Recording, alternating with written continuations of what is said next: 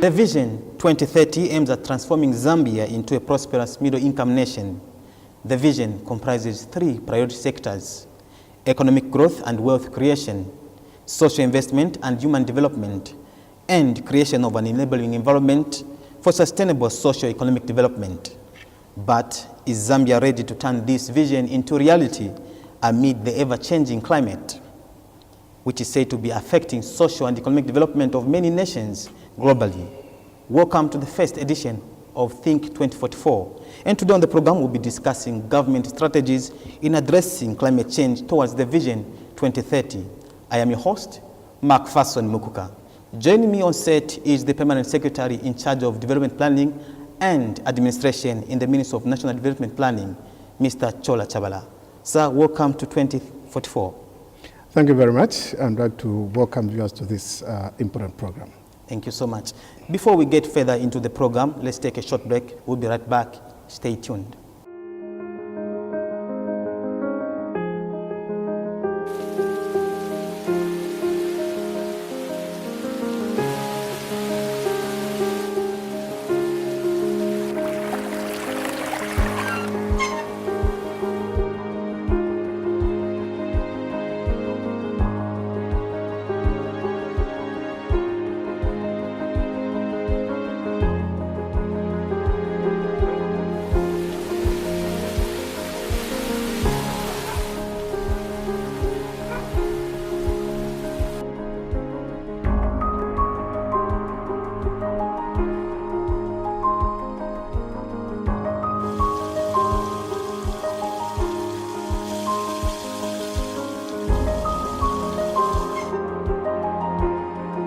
Climate change is real.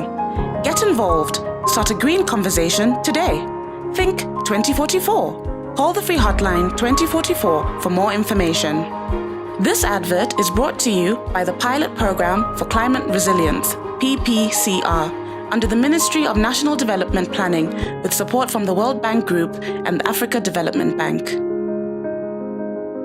Welcome back to Think 2044. Today, we are discussing government strategies in addressing climate change towards the Vision 2030.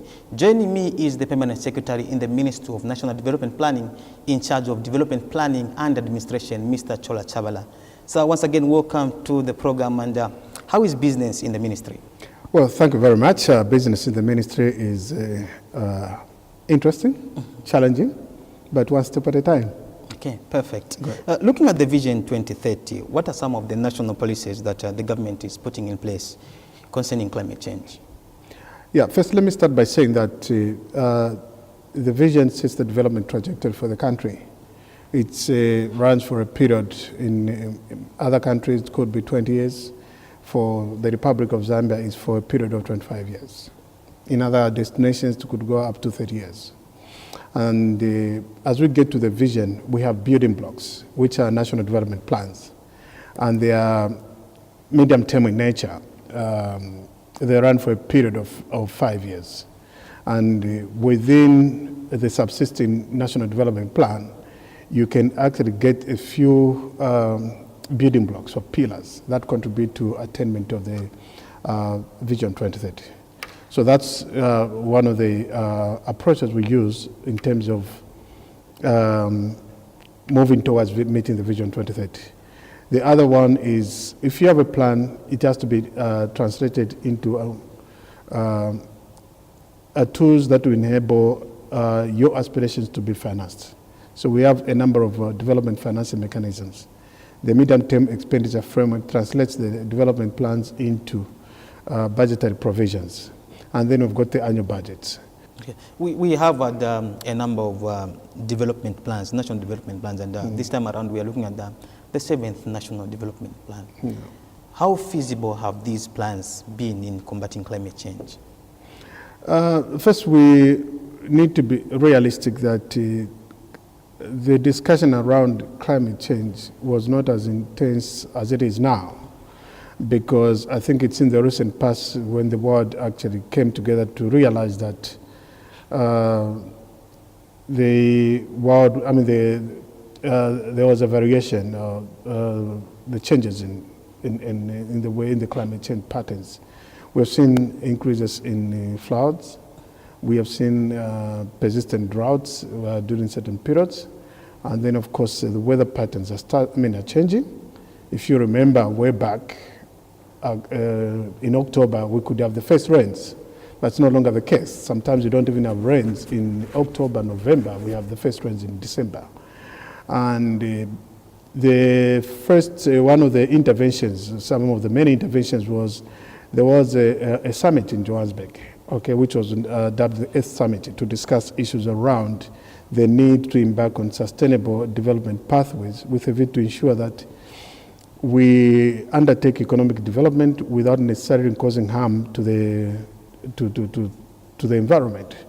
And later on, I think we had the Rio Summit that basically adopted a number of overarching strategies for member states to follow to ensure that we put in place mitigation and adaptation measures coherently as a globe to reduce greenhouse emissions, and also to ensure that we are within the current capacity that the Earth can actually sustain in terms of creating a balance between economic development as well as ensuring that the environment is left intact, and we also do not create effects with regard to advancing our socio-economic indicators. Okay. Talking of treaties, Zambia is among the many nations globally that has signed, or let's say is a signatory to some of these treaties, most especially on climate change. How have these been translated in some of the policies that Zambia is formulating in combating climate change? First, I'd like to mention that Zambia is part of the COP21. That was recently agreed upon by world leaders in France. And arising from us being a party to COP21, we are supposed to integrate the provisions of the COP21 into our national development plans. You rightly pointed out that we have the 7th National Development Plan, which provides overarching policy and program directions, which we have to undertake as a country. But beyond that, we are supposed to come up with an implementation plan. And I have a document here, which is basically the implementation plan. So within the implementation plan of the 7th National Development Plan, under the pillar regarding reducing poverty and vulnerability, we have very comprehensive strategies and identified programs and projects that will help advance our adaptation and mitigation programs. Okay. How readily available is this document in terms of accessibility to the members of the public so that they can browse through and get to know some of the content? If you go to the ministry website, you'll be able to find a copy of this document. Come to the Ministry of National Development Planning, we'll be able to give you copies. Beyond that, within all the provinces, we have provincial planning units. We also have district planning units. Our officers throughout the country went around disseminating the 7th National Development Plan and its implementation plan. Okay, interesting. Now, how has climate change affected Zambia's economic growth? Not long ago, 2015, before 2015, we had been consistently growing our economy at an average of 6.1% in terms of GDP growth. And we're one of the fastest growing economies. We had one of the worst droughts in 2015, and the growth was actually downgraded to a possible 6% to slightly below 4%. So taking away a possible 2% growth in GDP. Now just 2% alone in other destinations is a remarkable growth. Now one of the factors that actually is attributed to that downgrading of the growth rate was that we had very severe droughts. I think at that point our total generation capacity was somewhere, electricity generation capacity was somewhere around 2,300 to 2,500. And if I remember the figures correctly, I think we could have lost somewhere around 700 or more megawatts in terms of electricity production. What does that do to the economy? when you cannot produce, you can't industrialize, you cannot create jobs, you can't diversify the economy, you can't reduce poverty, you cannot actually promote industrialization in the rural areas. So if you want to reduce high levels of inequality, which we are grappling with because our Gini coefficient is over 0.59, you can't do that because you can't direct investment in rural areas with a view to ensure that the levels of marginalization between the rural and urban economies is lower. You cannot enhance human development because a majority of the people, especially in rural areas, that actually are supposed to benefit from innovations, innovation in terms of technology, cannot access that because one of the major inputs is energy. So there are a number of things that basically get thrown in disarray. Okay. Now, agriculture is mostly conducted in rural areas, and these are the people that are likely to be affected more when it comes to climate change, despite it affecting almost everyone. Yeah. Are there any deliberate policies that your ministry is putting in place to help the rural farmer come out of these impacts on climate change? Absolutely. I think when you're intervening, or if you are undertaking climate change interventions, you've got two major strategies, and that is adaptation and mitigation. From agricultural point of view, you have a combination of both. Mitigations are those programs where you basically try to come up with investment portfolios in areas where you want to reduce global warming. You also actually do mitigation with regard to huge investment in energy, with a view to ensure that you have production throughout the year. Now, if you don't have rainfall, okay, and you have, for instance, in the northern part of Zambia, where we have got huge water bodies, and electricity generation was constant, you have an increase in an energy mix, you can actually improve your irrigation system.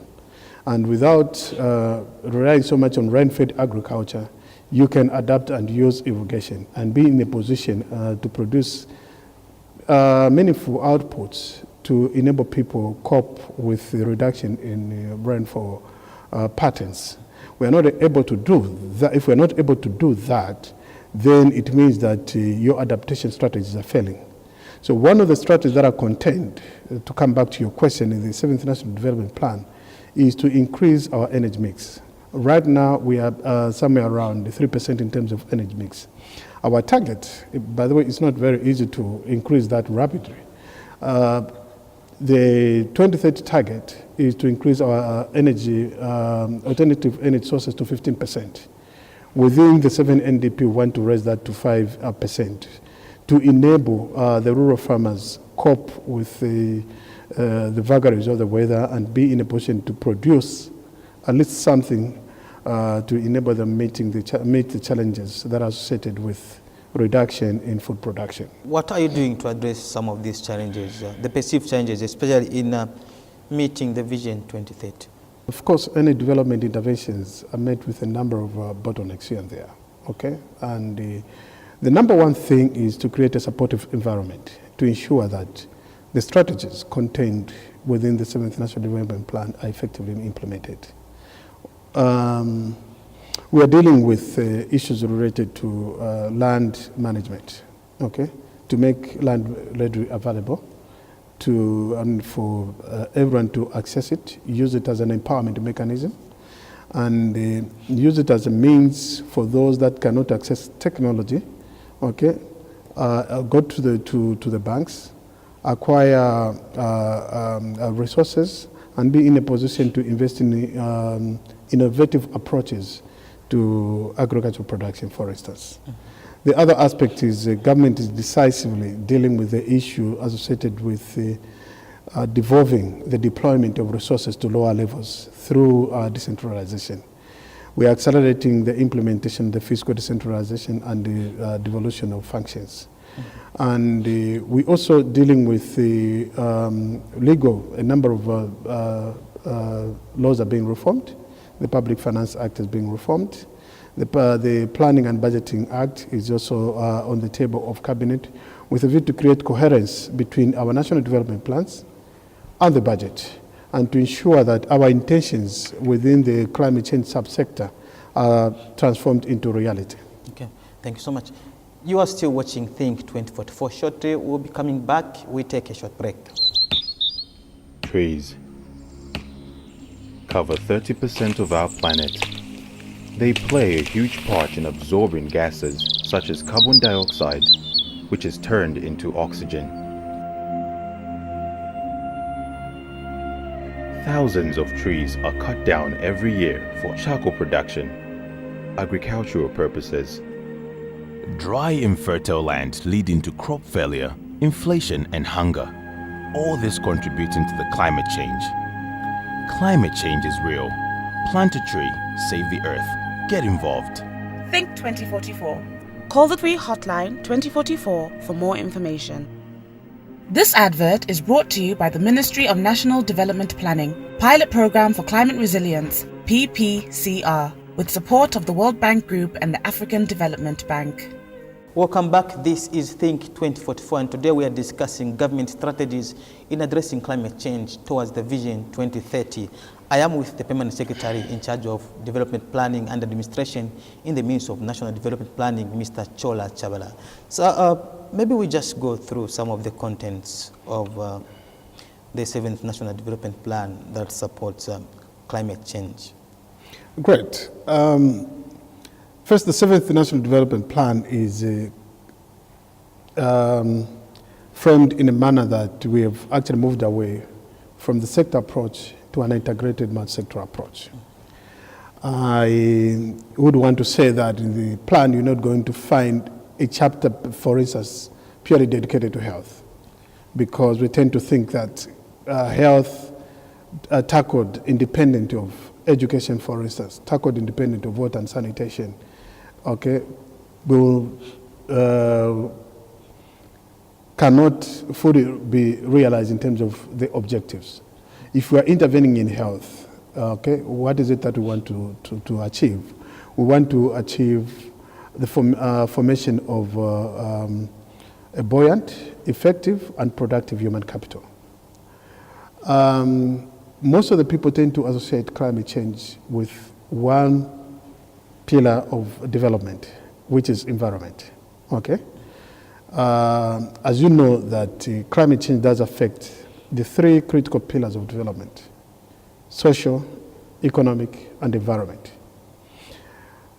If you have a community that is domiciled on one side of the river and there's a bridge, and the bridge is not built in such a way that it's climate proofed, and you have one rain season or flash floods, the bridge is washed away. What happens normally is that if you have a kilometer apart across the river where people access health facilities or education, they'll not be able to access those facilities. So they'll be cut away. So their health, their health will be impaired. And we also have diseases that emerge as a result of increase in humidity. So if you don't actually have adaptation and mitigation measures to contain these huge spikes in climate change, you can have diseases emerging as a result of climate change, okay? And water and sanitation, okay? When you have the water systems, when you have the sewer system clogged up as a result of floods, which end up again into your pipes, you have a situation where people start drinking dirty water. And that also has an effect on the health of the people. Okay. While promoting and supporting an integrated approach, what are you doing to ensure that our farmers who are not into the private sector, say, but those that are being supported by government are protected so that even as they are doing their business, there is a win-win situation in as much as we want to fight climate change and bringing on board the private sector? First, what is important from the climate change perspective is to come up with the various adaptation mechanisms. For instance, some farmers, maybe in the Western Province, are losing land, which they use when there are floods. So in order to ensure that we provide the required protection for those farmers, we are dredging canals to reclaim the land. And we are also supporting farmers to we're creating an interface between the private sector that have got the innovation and the ingenuity with the local farmers so that we can have a mix. It's supposed to be a win-win situation. Standing alone on their own, traditional peasant farmers cannot enhance productivity if we do not infuse the new technologies and various adaptation mechanisms, coming up with new hybrid seeds that will enable them survive even in low rainfall periods, or be in a position to adapt to the changes in the weather pattern. So those are some of a number of innovations that we're putting in place. PS, are you receiving any form of support in terms of finances from the different stakeholders that you are working with? Yeah, I basically just talked about the program that we are undertaking in Western Province. I think it's been so successful because some of these artifacts that the local people are developing out of their own innovation has attracted actually the World Bank to put in more money with a view to make sure that there's a link between, because what is important is to create a value chain between those that are producing different innovations and link them up to the private sector and the international market. And I'm glad to say that the World Bank has actually provided further support to the tune of $14 million to create that window where we can link the local people, the private sector bringing their innovation up to the international market so that we have the entire value chain being addressed. And then added to that, you may be aware that recently Zambia accessed resources from the Green Climate Fund. We actually, as a country, should be proud of ourselves that of the total amount that was allocated to Africa by the GCF, Zambia alone accessed 51% of the resources. Now, under the GCF, they've also provided another window, which is the private sector window, where private sector can develop project proposals within the guidelines provided and sectors that are a priority sector within the 7th National Development Plan, work with ourselves and come up with the project proposals that can be submitted to the GCF through a simplified version. These can range from adaptation programs within the agricultural sector, mitigation projects within the energy space, the biogas, reducing gas emissions, and many other innovative approaches that the private sector can deem fit, but as long as they are compatible with our programs and strategies contained in our plan. Thanks so much, PS. And from the media point of view, I would like to assure that we'll be ready to work with you in as far as disseminating information on climate change is concerned. We really appreciate, and we're doing a fantastic job. Thank you so much. Thanks so much. Well, our dear viewer, this is where we come to the end of the first edition of Think 2044. We have been discussing government strategies in addressing climate change towards the Vision 2030. I have been your host, Mark Fasson Mukuka, and I was joined by the Permanent Secretary in the midst of National Development Planning, in charge of Development Planning and Administration, Mr. Chola Chabala. Be sure to join us next time for yet another exciting Think 2044 program. Think 2044. Do you realize this world won't be the same always? Think 2044. We have to emphasize